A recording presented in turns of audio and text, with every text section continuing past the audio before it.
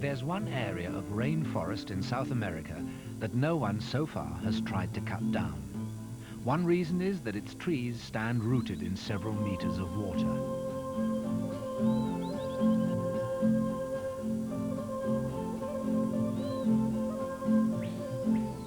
The forest is a lost world, filled with animals that rarely show themselves among the trees and unfamiliar plants.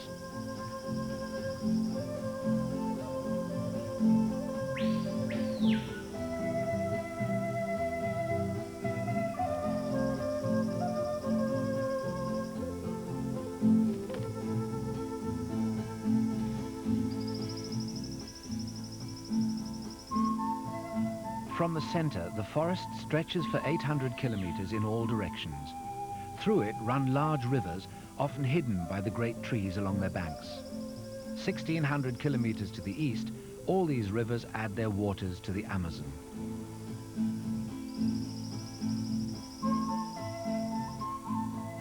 There are many strange creatures in this flooded forest, but none so strange as this bird. It's the hoatzin. At first sight, the hoatzin looks like a link between the earliest birds and their reptile ancestors. It's a most appropriate denizen of this lost world. In Amazonia, these flooded forests are known as the Igapo. But where in this vast watery wilderness do you start to look for an undisturbed area where the birds nest? One choice is the forests of Ecuador.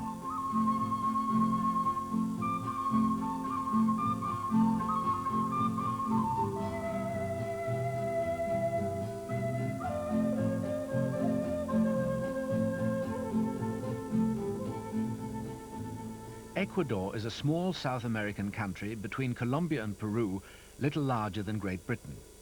But it contains a vast scenic range that includes part of the Andes, 4 great volcanoes, and the Igapo, the green area on the map. The Igapo is laced with great Amazon tributaries. The quest for the hoatzin began on one of them. Friedemann Köster, scientist turned wildlife cameraman, is a former director of the Charles Darwin Research Station in the Galapagos Islands. He's worked as a scientist for 20 years in South America. So he thought he knew the difficulties when he set out to make a film about the hoatzin. The hoatzin isn't an endangered species. It isn't even particularly rare along these rivers. But it is extremely shy and easily disturbed. So to film its breeding behavior, Friedemann had to find a remote location where the bird nested in sufficient numbers. He often caught brief glimpses of a hoatzin when making his early reconnaissances.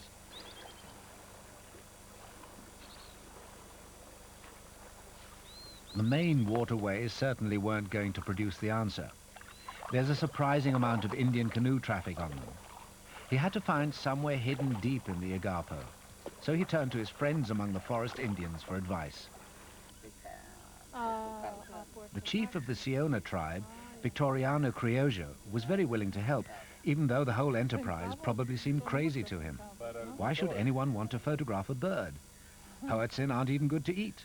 Their flesh is rather rank, though their eggs are quite good as a change from monkey and fish. Nevertheless, if that's what his friend Friedemann wanted, he would offer a suggestion. He would even come along as guide with his son.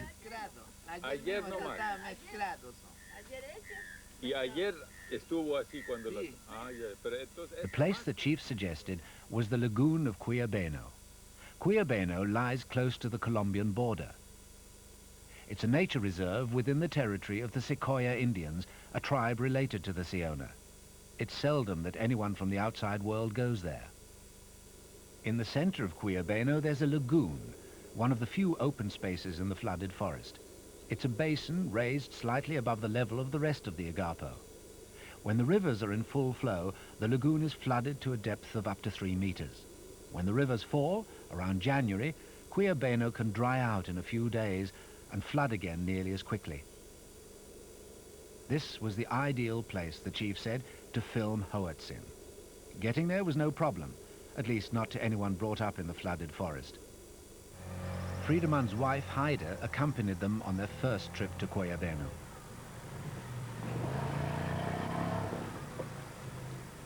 The chief's son manned the outboard. Nowadays, most Indian fishermen use these motors, another reason for the Custers to get far away from the main rivers. Hoatzin don't care for the noise of outboards.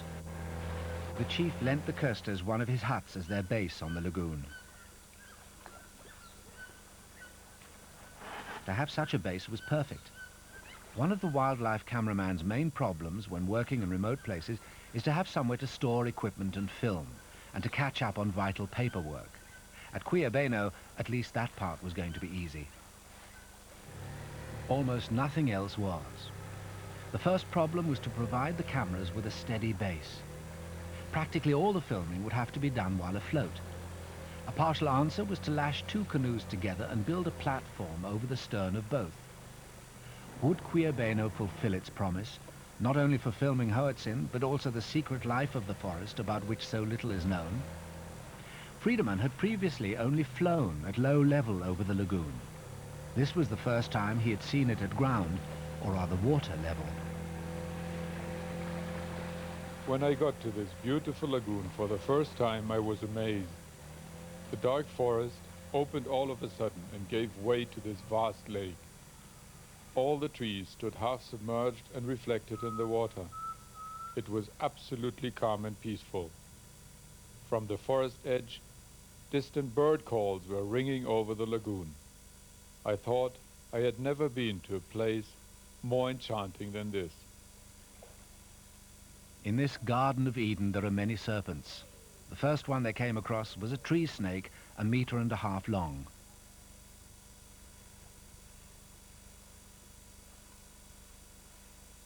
Life surrounded by water is no problem for a tree snake.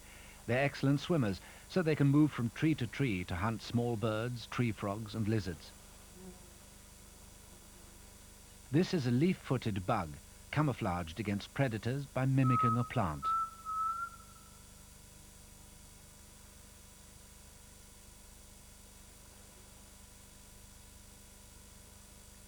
It's hard to see where evolution produced many of these life forms. Presumably the long horn-like appendages of this spider have some function. While Friedemann filmed these weird life forms, he saw Hoatzin every day. He knew he'd found the right location, but the nesting season was nearly over. He'd have to wait months till they nested again. Time to film the other curious life of the flooded forest. Two sorts of animals live in Cuiabeno. Those who must stay put when the floods come and find a living where they are, and those who can move around in search of food and shelter. For at least 10 months of the year, the ants have to make do with what a single tree provides. The ants have solved their food problem in an ingenious way. Their tree of residence flourishes in flood conditions. The sap is full of sugary substances. The ants don't eat the sap themselves, but the tree hopper does. Tree hoppers excrete a sugary honeydew. The ants tend and milk the tree hoppers, so everyone, except the tree, gets something out of the relationship. If life forms are bizarre here, then so are some forms of death. Fungus spores have invaded the body of a butterfly, mummifying it where it died on the leaf.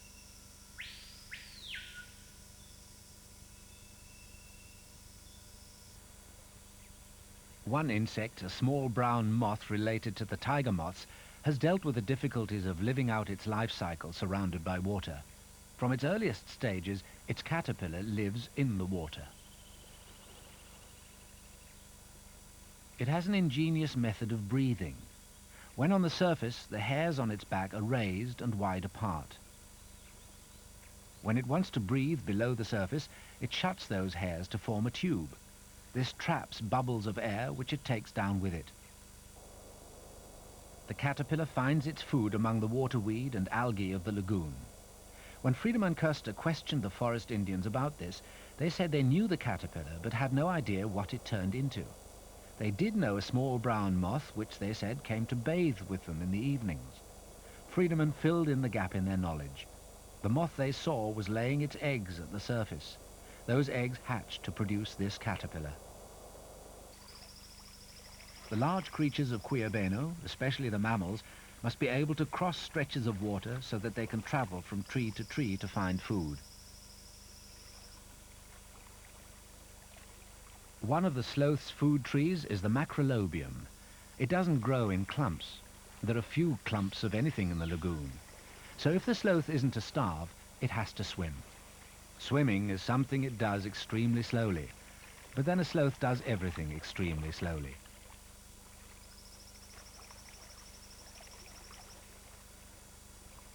This is a three-toed sloth. The dark patch on its back shows that it's a male.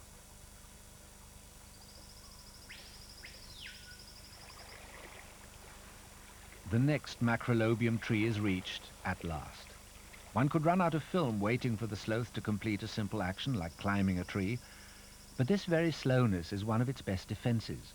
Predators, and the sloth's predators include harpy eagles, watch for movement. The sloth doesn't provide them with much of that.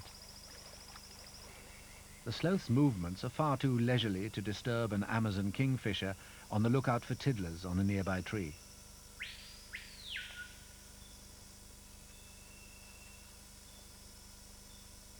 Once in the treetops, the sloth's favorite posture is to hang upside down beneath a branch.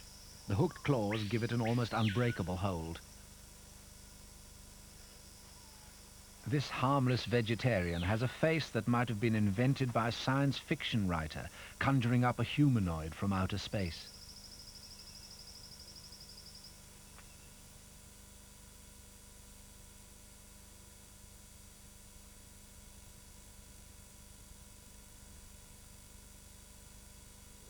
For 10 months of the year, Quillabeno looks like this. Then in January, there's a dramatic change. There's far less rain. The rivers fall, the water drains out of the lagoon, and Quillabeno presents an entirely different picture. Land that was under 3 meters of water is suddenly exposed. Within 2 days, green patches begin to appear. 3 weeks ago, Freedom and Custer canoed past these trees. The water was then 3/4 of the way up their trunks. 3 days ago, the bed of the lagoon was bare mud. In that short time, grass has grown 5 centimeters high. The vegetation has to respond quickly to the short, dry season if it is to flower and set seed before the waters return. Almost overnight, the wildlife of Quillabeno finds itself living in a highly modified habitat. And not only the resident wildlife of the lagoon.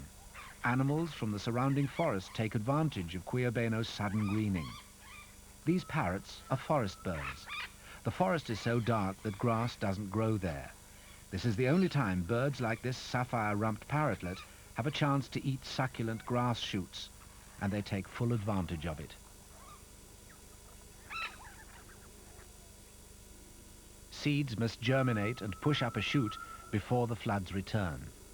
Provided the young trees can grow 1/2 meter or so and put out a few leaves, they've got a chance. Some succeed, and here's the proof. Mature trees that have stood waist-deep in the lagoon for many seasons. The long tendrils hanging down are the aerial roots of a parasitic fig reaching for water that isn't there anymore. Most big fish respond to falling water levels by escaping into the surrounding rivers when the lagoon dries out. Small fish have to survive in the pools that remain. These pike-like fish are characids. They're obviously predators, but what's the purpose of that orange spot on the end of their noses? Is it perhaps to attract their prey? So far, no one knows.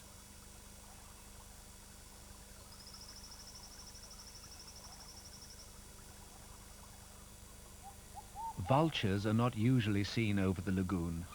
In the dry period, animals come out of the forest to feed on the fresh grass. Some die, some are killed by predators or forest Indians. Whatever the cause, the vultures soon appear to offer their disposal services.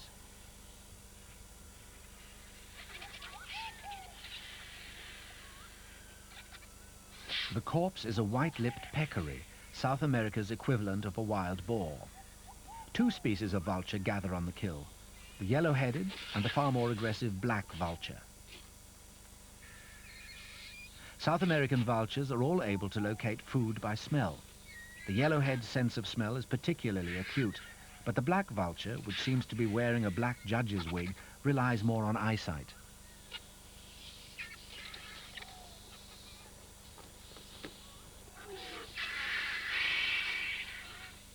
The yellow-headed vulture and some other New World vultures usually live in much more densely wooded areas than their Old World counterparts.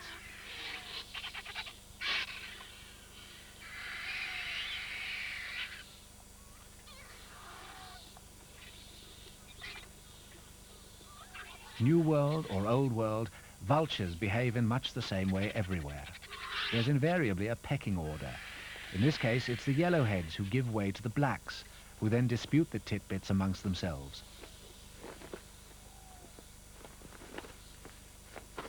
Throughout this argument, the yellowhead remains on the sidelines, looking as though it would like to join in, but not daring to.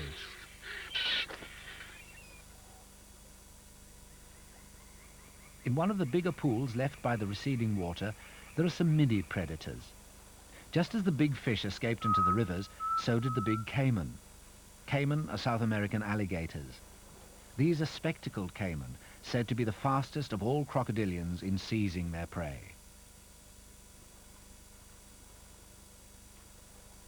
Or in missing it. These small caiman would be far happier catching little fish, but they've probably eaten all the tiddlers left in the pool, so they're reduced to trying to catch dragon and damselflies.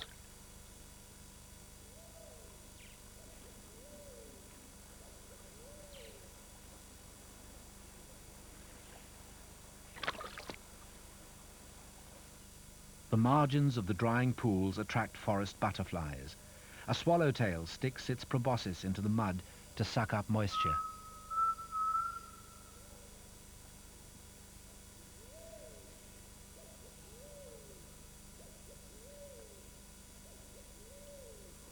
At first sight, it looks as though it's laying eggs. What it's really doing is getting rid of waste water.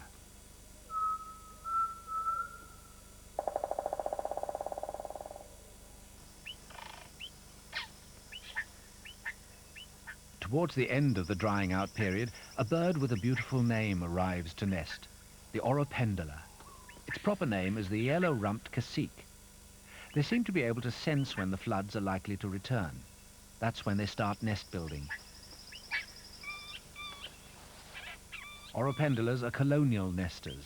They weave deep basket-shaped nests using palm fibers and aerial roots from the trees. The female does all the building.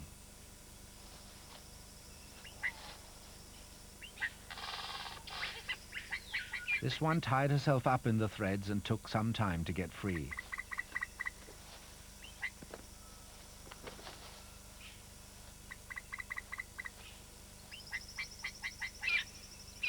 At the top of the nest is a platform where the male displays. He's larger, gaudier, and more gorgeously golden.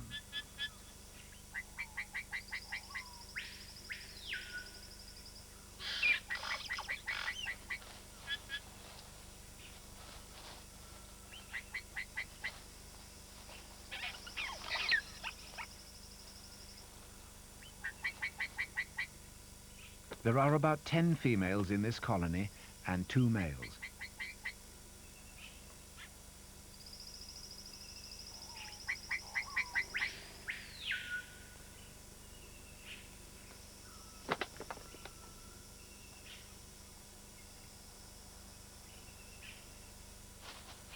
The male watches the females weave and sings his nuptial song.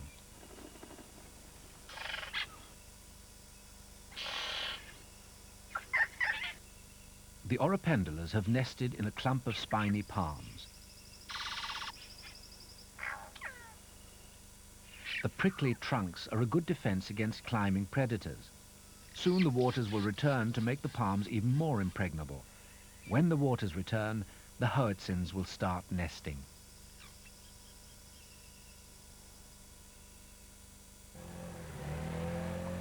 The second journey to Quillabeno towards the beginning of the wet season was a nightmare. Friedemann Köster now had to bring in supplies for his most concentrated period of filming. The hoatzin, the object of his quest, would soon be starting to nest. At this season, the rivers can drop 2 meters very quickly. Fallen trees block progress every few hundred meters. A journey of 15 kilometers as the crow flies, but not as the Amazon tributary flows, sometimes took 6 days. Victoriano Criollo, the chief of the Siona Indians, kept a lookout in the bows. His son manned the outboard when it worked.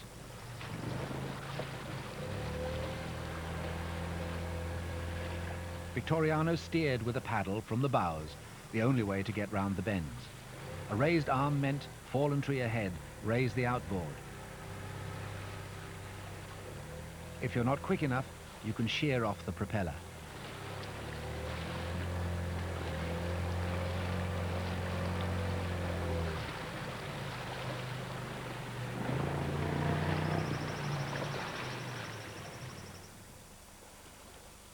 Often the stream was completely blocked by fallen trees. Then Victoriano took his axe and chopped his way through.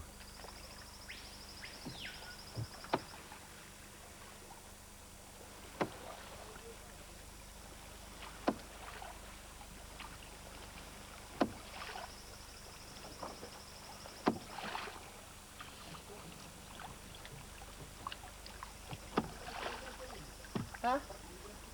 Đi gặp gì quả?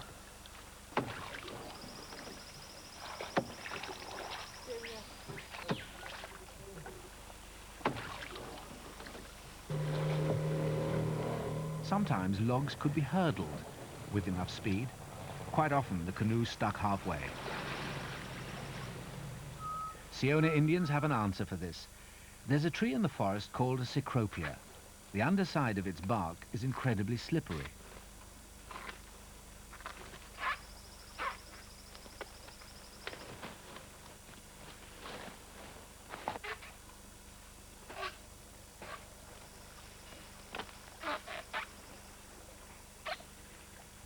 The Indians have inherited an encyclopedic knowledge of the forest and the benefits it has to offer.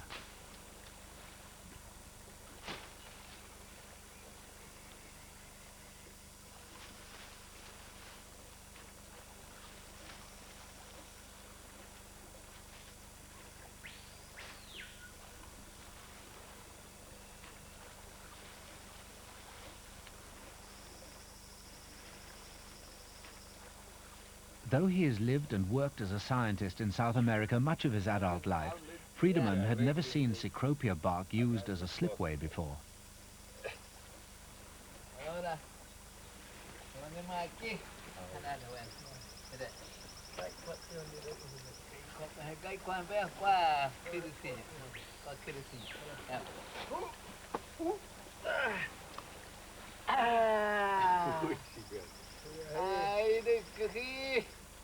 The canoe with its load weighs at least half a ton. Once the bows rested on the bark, it slid across the log as if it had been greased.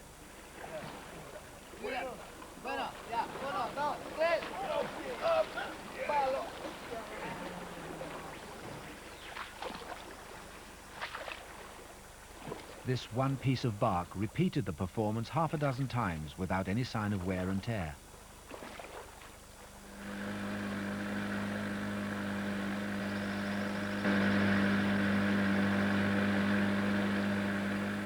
As they neared Quillabeno Lagoon, the rivers shallowed. Eventually there was nothing for it but to get out and walk.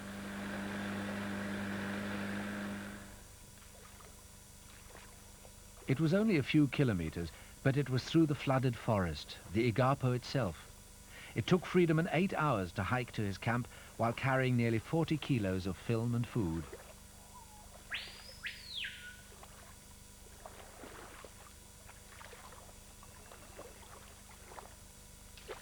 To shift all the stores from this one canoe trip required 3 journeys, 24 hours of almost non-stop carrying.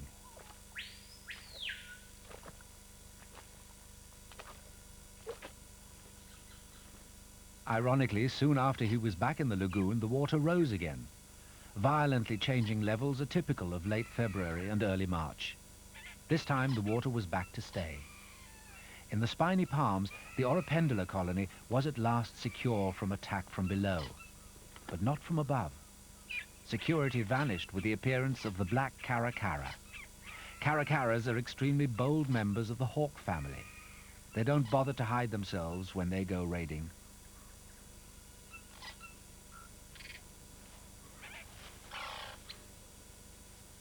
This male Oropendula is busy displaying, but others give a warning call. The Caracara isn't in the least deterred. However, the entrance to the nest is too small and well built for the raider to break in that way. The big bird might get stuck inside the deep pouch-shaped nest. So the Caracara rips up the side. The Oropendulas try to drive it away. The defensive spines on the palm trunk are useless against this type of attack.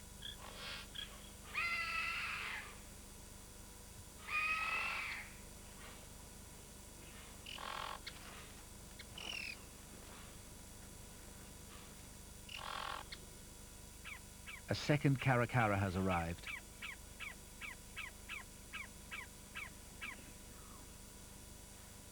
There's only one egg. The normal clutch is 2 or 3, so she's only just started to lay.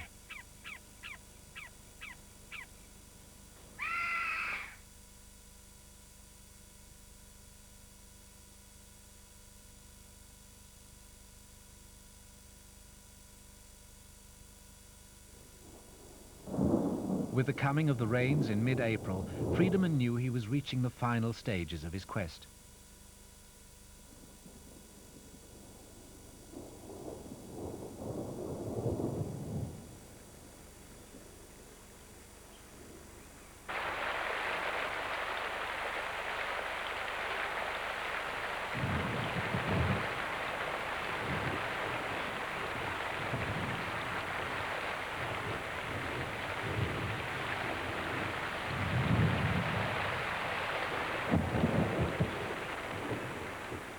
Quillabeno Lagoon has risen 2 meters up the trunks of the spiny palms containing the Oropendula colony.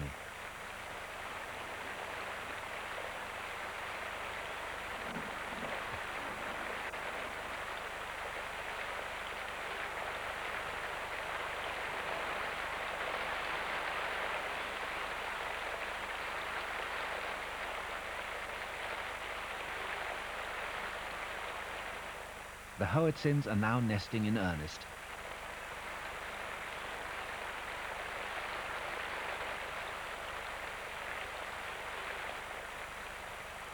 The Hoatzin is one of nature's oddities. It's a big bird about 60 centimeters long. The word that springs to mind when you first see one is primitive. It looks a little like a pheasant and a lot like the earliest known bird fossil, the Archaeopteryx.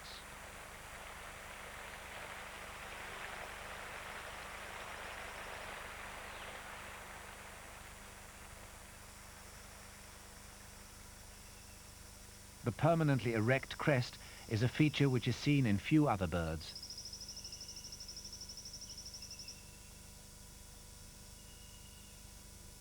Rainfall and rising waters signal that it's nesting time for other forest species. One of the big Amazon woodpeckers, the lineated woodpecker, already has young in a macrolobium tree close by.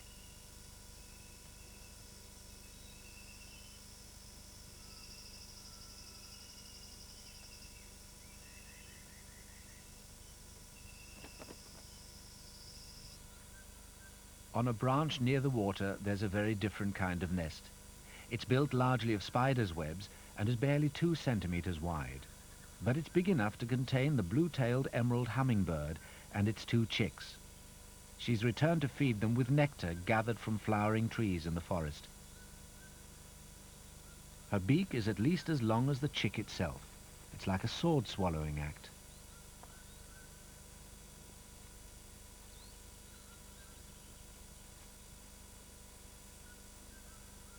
All those months of preparation and experiment have now paid off. To film the nesting Hoatzins, Friedemann has designed a fairly stable floating hide based on 2 canoes.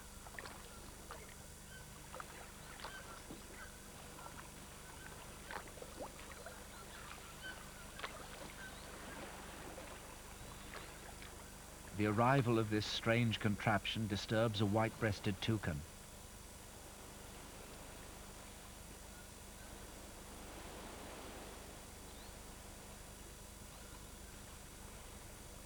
When Friedemann arrived to start filming the Hoatzins early each morning, he could never be certain whether his hide would be afloat in a meter of water or aground on the mud. Sometimes the water level rose or fell while he was actually filming. As I was quick to learn, though, the flooded forest would be a very difficult job to tackle, including the filming of the Hoatzin, the bird I had come for. Working here as a scientist and wildlife cameraman requires two basic skills right away. You've got to know how to safely paddle a slender dugout, loaded with all your precious camera and sound equipment, and you must, of course, never get lost, neither on the way to your filming hide, nor, and that is even more vital, on your way back to camp. It is quite obvious that you can't even take a single foot of steady shots from a shaky canoe. So there is the problem of where and how to set up a stable hide for the filming in this flooded paradise. A mobile platform has obvious advantages, but it sure is heavy. And not even as a child, back in the forest at home, have I built so many platforms and trees as here. Once Friedemann was in his hide, he had to stay there all day. Leaving it would disturb the Hoatzin. With temperatures often in the mid-30s centigrade, he became very dehydrated. But if he drank a lot, he would also sweat a lot and mist up the eyepiece of the camera. On a good day, he shot less than 3 minutes of film. Rather than risk missing anything because of a fogged viewfinder, he waited to drink until he had climbed out of his sweatbox each evening. When the water was the right level, he looked directly into a Hoatzin nest with 2 eggs.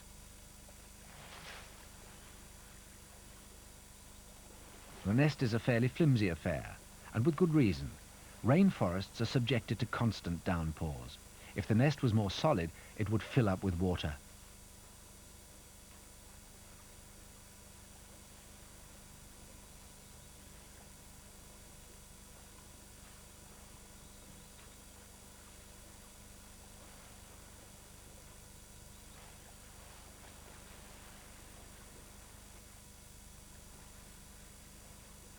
There are usually 2 or 3 eggs. Incubation takes about a month. From the beginning, the chicks are fed on food pre-digested by the parents. It's probably the most glamorous food in the world.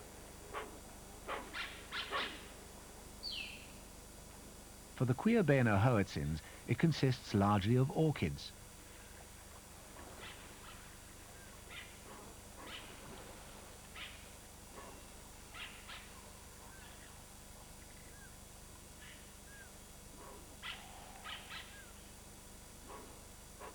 They normally feed only on the leaves, buds and fruit of just 3 or 4 species of riverside trees.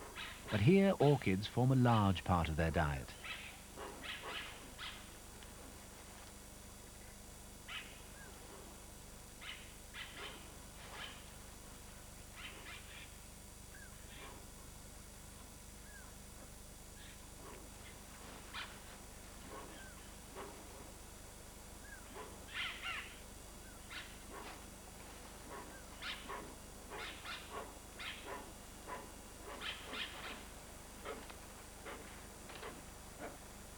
To the orchids is added a sprinkling of epiphytes.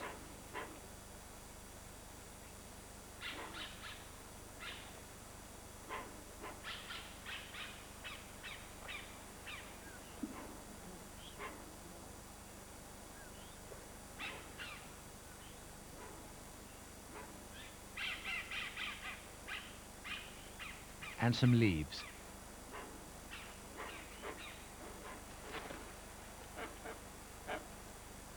In most birds, the upper bill is fixed to the skull. In the Hoatzin, it's articulated, a characteristic it shares with parrots. This probably helps the bird to bite off large sections of tough leaves.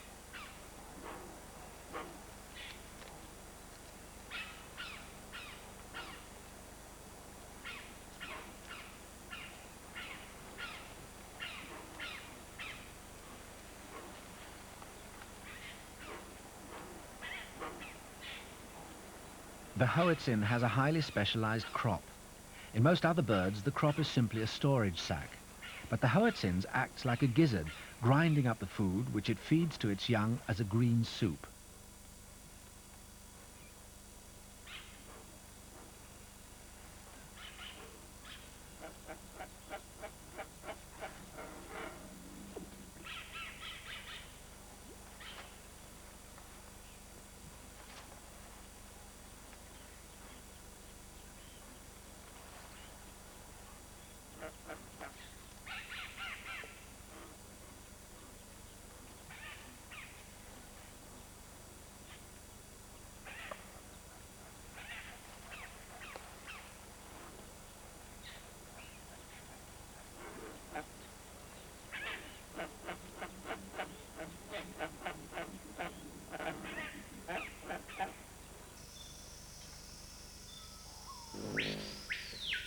Nearby, the hummingbird's chicks are now nearly overflowing their tiny nest. Parents and chicks together weigh less than 15 grams.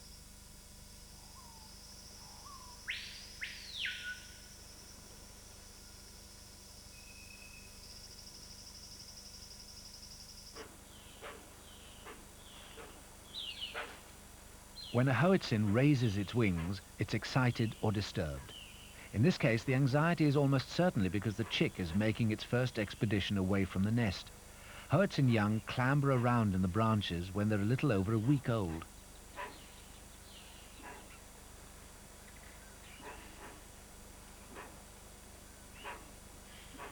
The parent clucks to reassure it. This early adventure is not quite as dangerous as it seems. Hoatzin young have very unusual climbing equipment.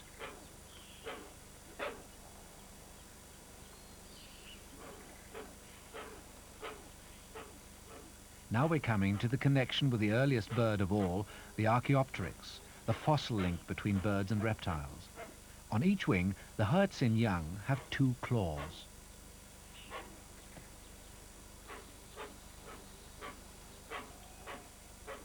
A few other bird species have wing claws, but the Hoatzin is the only one that uses them for clinging and climbing.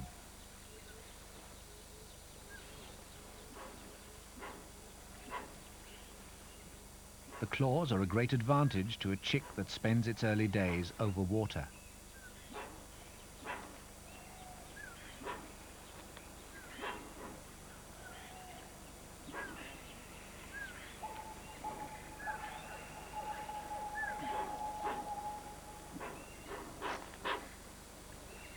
Because of these claws, it's tempting to view the Hoatzin as a missing link. But many other characteristics of the adult are far from primitive. It's even been suggested that the chick's wing claws are the product of recent evolution rather than a relic of the past. So far, no one is certain. The Hoatzin remains an intriguing mystery.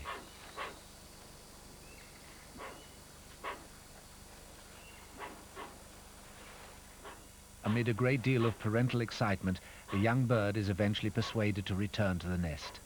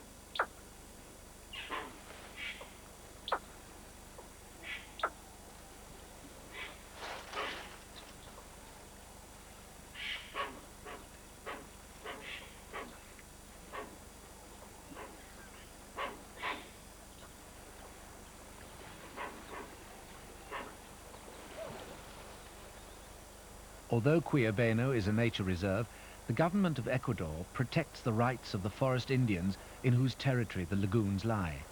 Hunting and fishing are among those rights.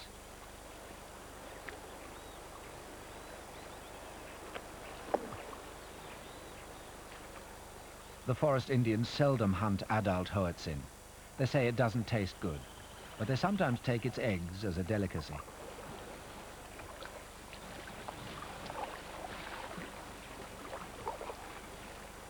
They only collect a reasonable harvest. Conserving a species for future use is a practical philosophy which all hunting peoples understand.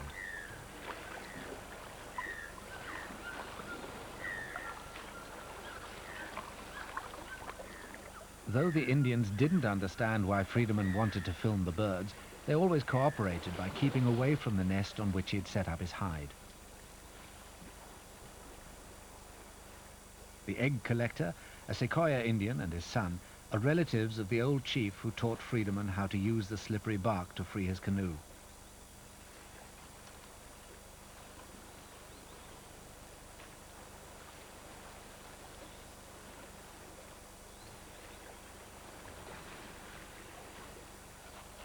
The parent bird has already been scared off, but there's a 10-day-old chick in the nest.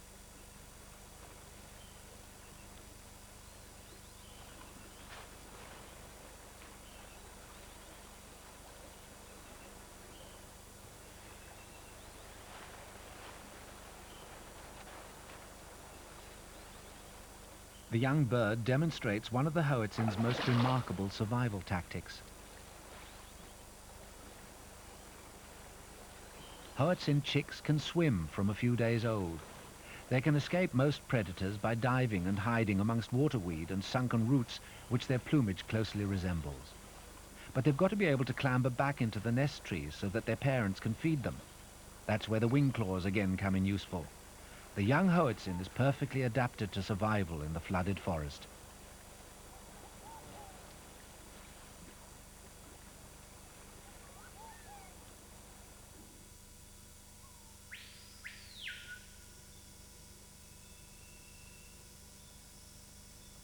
But can the flooded forest itself survive? At present, little seems to threaten the peace and serenity of Quillabeno. Whatever its mood, it is one of the most tranquil and unspoiled places in the whole of South America.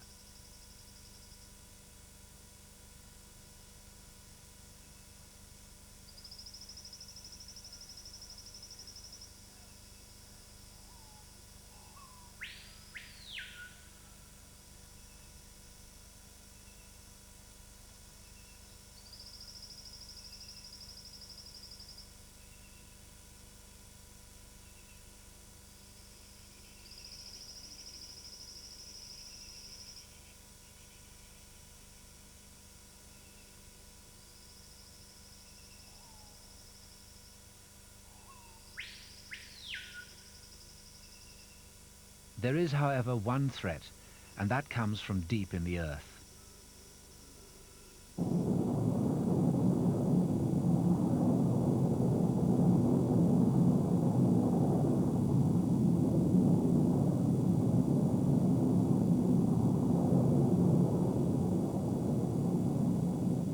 Burning waste gas from an oil well.